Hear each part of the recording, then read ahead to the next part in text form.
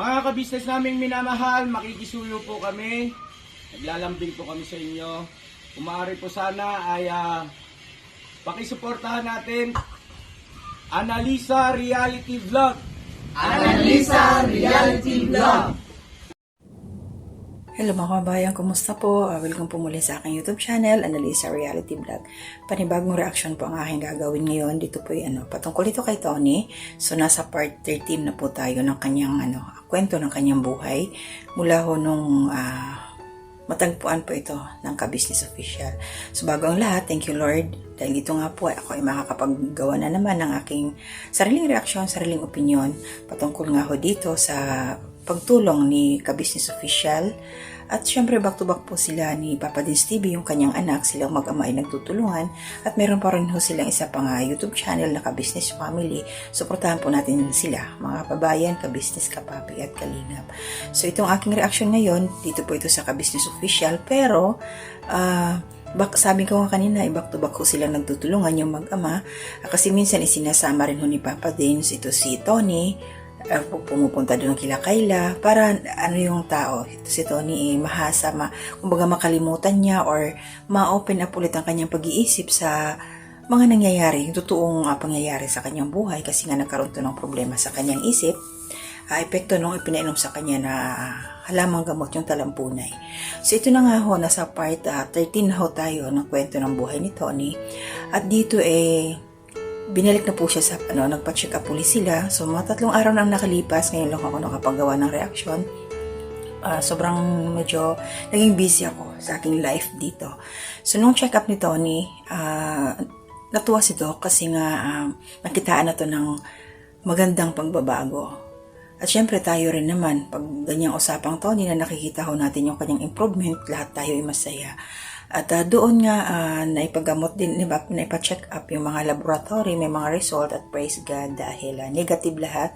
Kumbaga normal ang mga findings, yung sa dugo ni Tony, yung status ng kanyang liver, lahat yun doon sa kanyang loob ng katawan ay normal. Sa kabila nung matagal din siya nag-stay sa labas, naging taong grasa siya, tapos hindi siya makakain ng maayos. Di ba napanis yung mga pagkain niya. By the way, welcome po muli ito sa mga bago ho sa aking YouTube channel. Baka hindi ho nyo maintindihan ang aking pinagsasabi. Gumagawa po ako ng reaction dito sa Ka-Business Family, Ka-Business Official at saka kay Papa Dins. So itong reaction ko po ngayon ay mapapanood nyo po ang kabuuan nito, yung part 1 sa Ka-Business Official po. So maglalagay ako ng clip sa dulo ng aking reaction ay yung unang araw na nakita po ni Ka-Business at saka ng mga kagwangs ito si Tony. Meron pa akong ilalagay at puntahan nyo na lang po sa mismong YouTube channel ni Ka-Business Official. At yung ibang mga upload or update kay Tony ay makikita nyo rin po kay Papa Dins TV kasi nga po magkama ito sila na silang dalawa po ay nagtutulungan sa kanilang mga taong nakita na kailangan din ng tulong. So yun po, so back to back po yung mag-ama na yan. So yun po, sa dulo po mga kababayan, Ka-Business, Kapapi, Kalingap, ilalagay ko po yung kunting clip lang sa part 1 ni Tony para maintindihan ninyo kung ano talaga ang nangyari sa kanya. Kasi importante po yung unang araw kung paano siya napunta sa Ka-Business Family. Kasi yung iba, syempre, nabutan nyo na lang yung kalagitnaan na, lalo po ngayon, itong binibigyan ko ng reaction ay nasa part 13 na po tayo. So, ang layo na po, diba? So, silipin nyo na lang po yung part 1 sunod-sunod para mayroon po kayong idea at mas lalo ninyong masundan kung ano ba talaga ang nangyari sa buhay ni Tony. At ngayon ho, ito sa part 13, ayan nga, may mga pagbabago na. Yun nga lang, kasi nga, yung dati, ang maganda po sana noon daw, gusto nila pinuno na mabisita si Tony ng kanyang pamilya na lumuwas ng Maynila. Kaya lang nagka-problema kasi yung nanay ni Tony medyo din sa pag-iisip, nagkakaedad na. Sabi nga, baka may Alzheimer's disease ba, nagiging makalimutin. Tsaka parang may mental health issues din. So, kaya hindi natuloy. So, ang plano nga nila pinuno ngayon, pag nag-tour sila, isasama si Tony at dadaan doon sa lugar nila Tony sa Albay. So, sama si Tony sa kanilang pag-tutor. So, ayan. Doon na sa time ng check-up at tinanong ni Mrs. Kabisnes si Tony kung sakasakaling pupunta nga sila sa kila Tony kung sasama pa rin pabalik ng Maynila. Gusto ni Tony, doon na lang siya sa bahay nila. Ayaw na niyang sumama. Sabi nga ni Mrs. Kabisnes, naramdaman ko yun na parang iiyak na naman ako niya. Sabi niya, parang malulungkot siya. Siyempre, kumbaga, nakasanayan na nila si Tony. Kaya lang yung sabi nga ng doktor, mga kababayan, kabisnes kapapi, parang hindi pa pwede na umuwi si Tony sa kanila, na magpermanente doon. Kasi nga yung gamutan sa kanya ay hindi pa, kumbaga nag-uumpisa pa lang. Sayang nga naman kung mapuputol. Diba? Kasi pag naputol mo yung gamutan na naumpisa na, parang yung balik baka magdoble pa. Diba? So, kailangan talaga tuloy-tuloy yung gamutan kay Tony. Kaya hanggat maaari, hindi pa talaga siya pwedeng umuwi sa kanila hanggat hindi pa siya totally na nagiging normal. Ayun pala ng mga babayan, kabisnes kapapi kalingap. Nabasa ko sa komento. Kasi napapansin nyo rin yung mata ni Tony na laging kumukurap-kurap. So, naitanong po yun dati ni Kabisnes, ni Pinuno Kabisnes, yung part 7. Tinanong po niya yung tatay ni Tony kung about doon sa mata, kung bakit normal ba yun, kung baga ibig sabihin ni Pinuno ay inborn ba yung mata ni Tony, kung bakit laging kumukurap-kurap. Napapansin nyo naman po yun, di ba? Tapos lagi siya nagaganon, ganon. So, may epekto, sabi nga ng tatay, hindi naman daw ganon talaga si Tony. Possible daw po dahil nga nalilipasan ng gutom, yun ang sabi ng tatay. Pero, ang talaga rin, hindi siya ganon. Hindi siya nagkukurap-kurap mo yung mata. Kung baga normal siya dati. So, siguro, baka epekto din yun nung nainom niyang talampunay. So, para sa akin, tulungan natin ang kabisnes official, no? Kasi nga, nakikita natin ang sitwasyon ni Tony. So, mahirap yung haka-haka lang. Sana dumating din yung time na maipatingnan mismo na sa espesyalista ang mata ni Tony. So, ophthalmologist mismo, para malaman natin kung bakit nagkukurap-kurap yung kanyang mata. Kasi pagka ganyan, para sa akin, yung parang di ba may mga nerve sensitive yung nerves natin sa mata. Baka mamaya may na-damage doon or kung meron pang remedyo na pwedeng gamutin. So, mas maganda kung espesyalista yung titingin sa mata ni Tony. Kasi nga, yun lang yung sabi lang ng tatay na hindi naman daw ganon. Baka nalipasan lang ng gutom. So, iba pa rin yung hindi tayo baka sakali. So, patingnan sana si Tony sa espesyalista. Kaya supportahan po natin mga kababayan. Yung mga hindi pa po nakapag-subscribe sa Kabisnes Official, please po subscribe natin.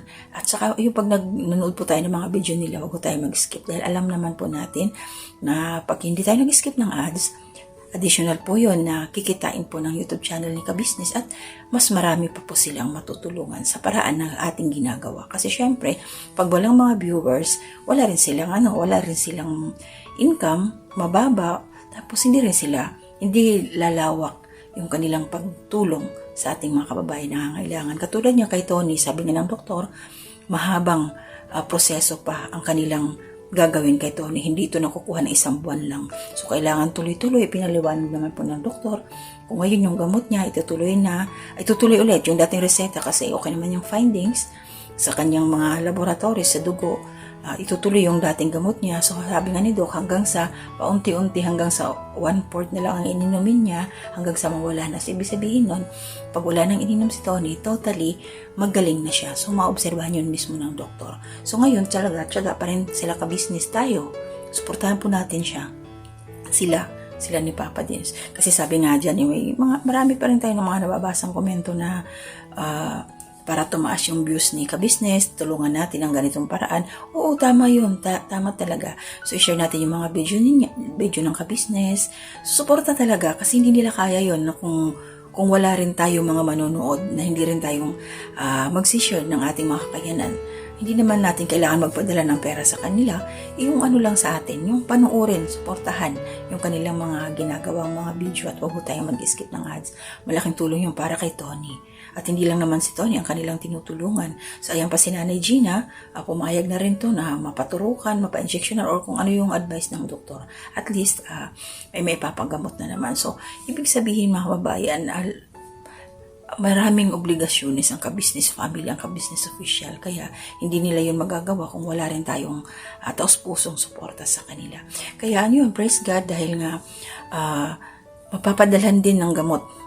Mapapadalhan ng gamot ng nila ka-business ang nanay ni Tony, may papagamot ito kasi nga pinakita nila sa doktor kay Doc Vincent yung video ng nanay ni Tony na talagang ano rin, yung nga nagsasalita, may problema din. So ang sabi nga ni Doc, ang bait, shout out po kay Doc Vincent Manuel dahil pumayag siya na resetahan yung nanay ni Tony at bibigyan nga daw po ito ng gamot na pampatulog lang sa gabi lang iinumin. So obserbahan nila yon kung sakaling makakatulog ng maayos yung nanay ni Tony ay magbabalik normal ang kanyang pag-iisip.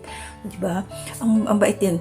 Ang galing din ni Doc Vincent kasi nakasuporta din siya sa programa ng Ka-Business Family at saka ng Papa Dins TV. So salamat po Pinuno Ka-Business dahil hindi ka nag-hesitate na ipakita kay Doc yung sitwasyon ng nanay ni Tony. Kaya ayan, kahit hindi sila nakaluwas ng Maynila, mabibigyan or nabigyan nyo na sila ng gamot. I'm sure napadala nyo na yun, nabili nyo na yung reseta.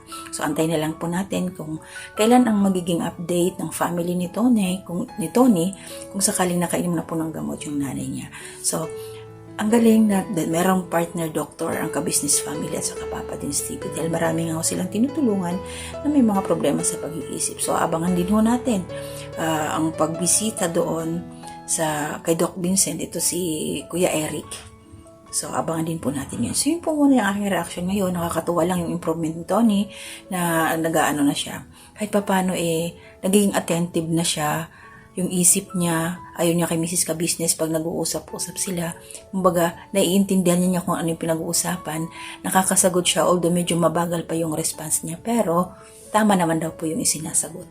Ito. So, malaking improvement, malaking, kumbaga sa atin, masaya tayo doon dahil nakikita natin na, ayan na si Tony, unti-unti na siyang, gumagaling. Nakita naman po natin yung nakaraan, di ba, nagluto po siya, di ba?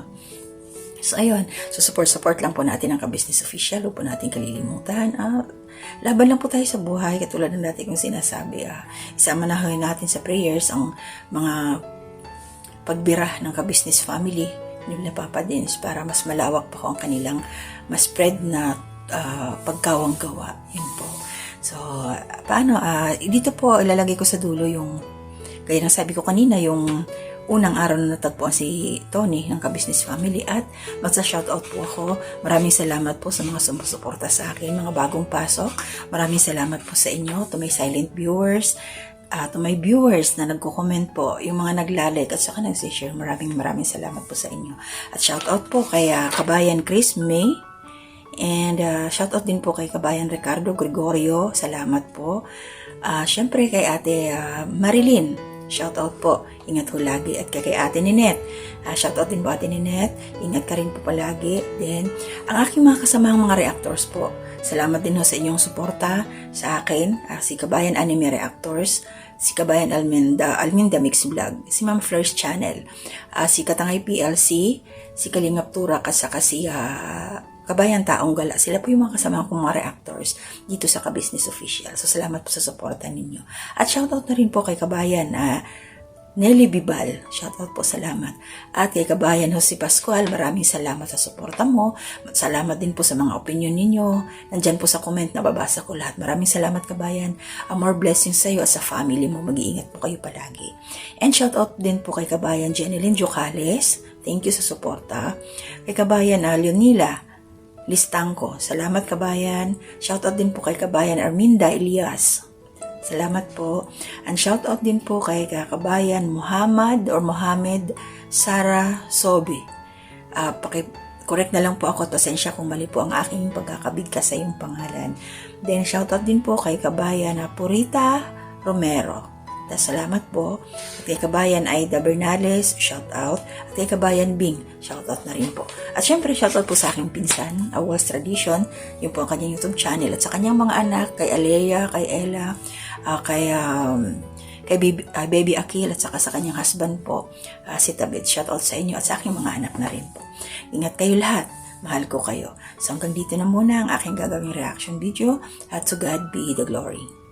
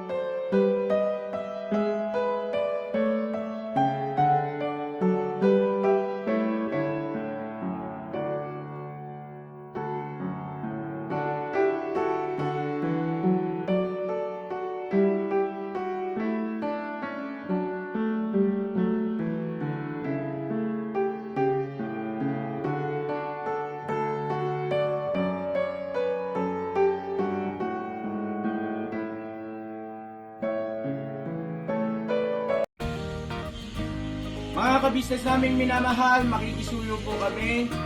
Naglalambing po kami sa inyo. Kung maaari po sana ay pakisuportahan natin Taong Gala. Pakisuportahan po natin Taong Gala. Analisa Reality Vlog. Analisa Reality Vlog. Anime Reactors TV. Anime Reactors TV. Alminda Cariaga Mix Vlog. Almenda Cariaga Mix Vlog. Ma'am Fleurs Channel. Ma'am Fleurs Channel. TLC Katangay Vlog. TLC Katangay Vlog. Kalingap Turak. Kalingap Turak. Alright? Alright. Bira! Bira!